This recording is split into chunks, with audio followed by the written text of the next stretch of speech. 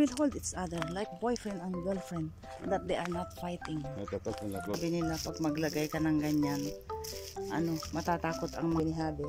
Pag meron lang kaming sapat na pera.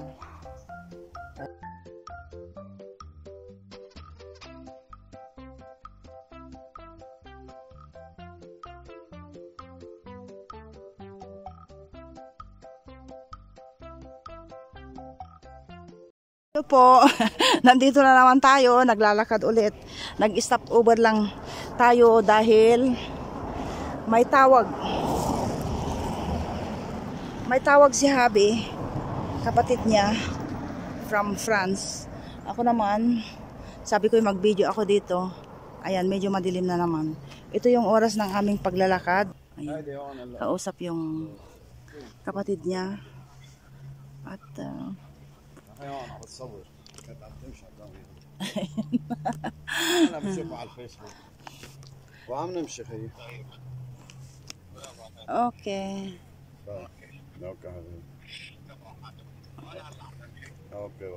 So, ayun, tapos na silang mag-usap. Butit tumawag yung kapatid niya. At may time din akong mag-video.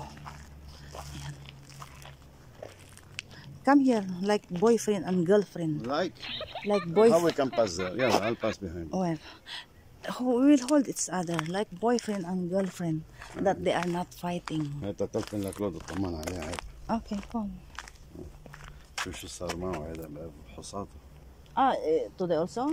ما بقى امبارح كان المفروض انا اتصل فيه بس انا may sasakyan na naman. Ako'y nahihiyang mag-video. Wait, because there is cat. Cat. Dito.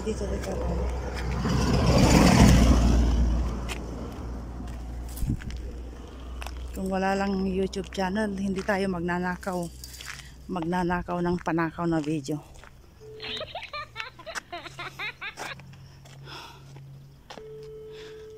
Kumain ako ng salad bago kami nag-walking, kaya busog ako. Imagine, bagong gising, tapos parang ginutom.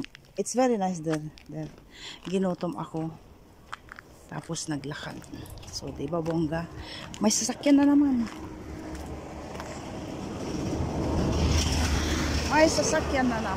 So, what? Okay. Say hello to my vlog. Hello to your vlog. Okay, thank you. Welcome. Ayun, tapos na tayong mag-walking. كوليسترول وما كوليسترول ما عملت؟ Doon tayo galing. شو ما في شيء. Doon. So, nakasasakyan kami. Pumunta kami dito by car dahil doon ang bahay sa kabila. Kailangan naming magsasakyan papunta dito. Dahil dito ang daan dito ay patag. Pero doon sa bahay ang daan doon ganoon, pataas pababa. So dito sa side na ito, sa taas ay patag ang daan. So ayan, may tawag na naman siya, kaya ako'y nagbibideo ulit. Nagkukwentuhan kami dito, tapos may tumawag. At nagpapahinga kami. Ako'y لا حاشرب دايت بس انه مش كل يوم بس مش هلا بعد بكير nakakalahati na بعد هيدا ابنتي هاي فتاة النابسة ما عم بشرب دخان. مثلا هلا رايحين على البيت طالع على بالي بطاطا مقلية، بس كيف بدي اعملها كلود؟ بس ما بدي شوبرها، اسلقها نص سلقة، ارجع احطها بالاير كوكر. air fryer. Ako more on vegetables lang ako. Tapos siya din, nakailang araw ng ganyan, sunod-sunod na ganyan na yun ang sunod-sunod ng ganyan ang kinakain namin. Light foods lang, tapos more on vegetables. So parang ang feeling namin parang gutom na gutom kami. So, habang nandito kami nagkukwentuhan, nag-iisip kami kung anong dinner namin. Namis namin yung ano. Namis namin yung mga beefsteak or mga fried chicken, mga ganun ba. Ayun.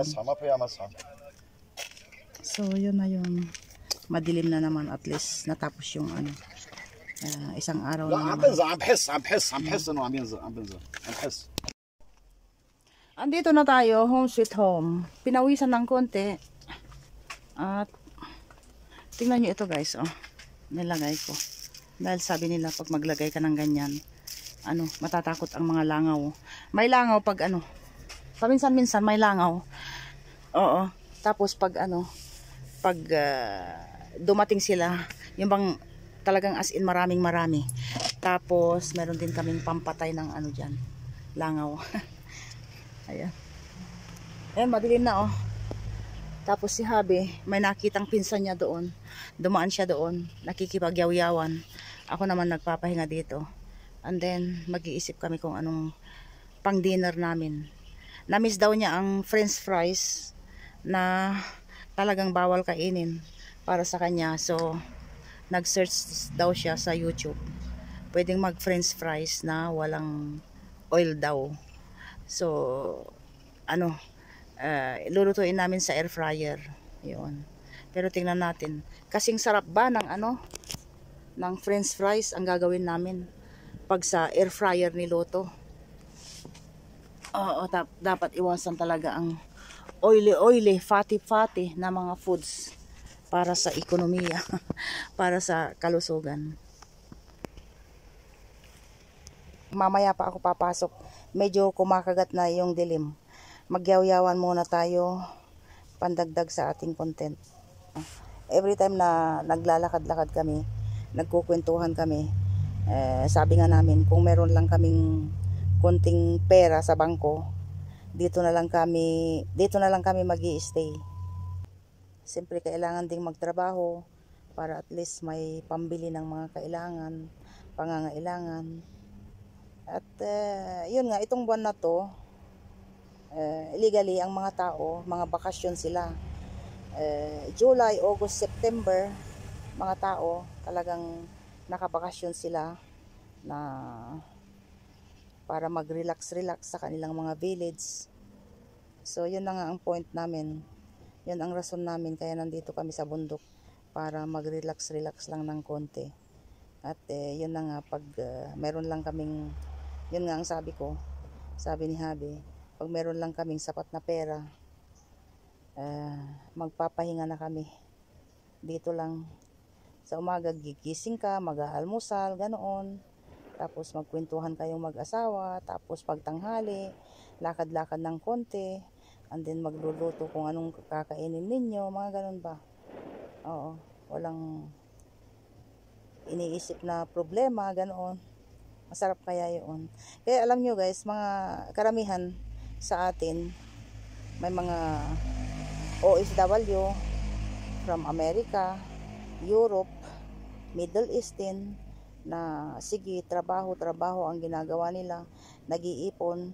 At the end, pag dumating na yung time na medyo nagkakaedad na sila, lalo na yung mga galing sa Amerika, di ba?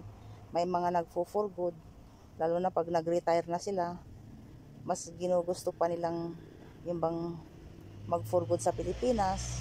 Di ba yun guys, karamihan mga ganoon, nag-iipon sila, and then pag umuwi sila, mas gugustuhin pa nilang mag-stay sa Pilipinas, tayo ng maliit na negosyo kung kaya pa nila, and then nag-i-stay na lang sila sa Pilipinas.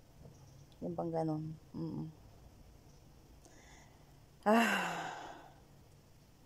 Talagang ang pera makapangyarihan. Nagagawa mo lahat ang bagay. Pero aanhin naman natin ang pera pag hindi tayo malusog, di ho ba? Ang pinaka-importante sa lahat bago ang pera ay ang kalusugan. So ayun. At dapat lahat ng mga desisyon, mga ginagawa natin sa buhay, yung bang we must put God in the middle. Dahil siya pa rin ang nangunguna sa lahat-lahat. Una sa lahat ay ang pananampalataya sa Kanya. At pangalawa, yung kalusugan at pera. Yun, di ba? Dahil ang mga iba, Diyos. I mean, mas mahalaga sa kanila yung pera kaysa sa pagtawag sa Panginoon. Parang Diyos sa kanila ang pera. Yung bang ganun. So, dapat hindi ganoon. Dahil si Lord lang ang nagdidesisyon ng mga bagay-bagay para sa ating buhay. Kahit na marami tayong pera, pag si Lord ang nag-decide kung ano yung magiging kapalaran natin, wala tayong magagawa. So, dapat una sa lahat ay yung nangunguna yung pagmamahal natin kay Lord. Yun.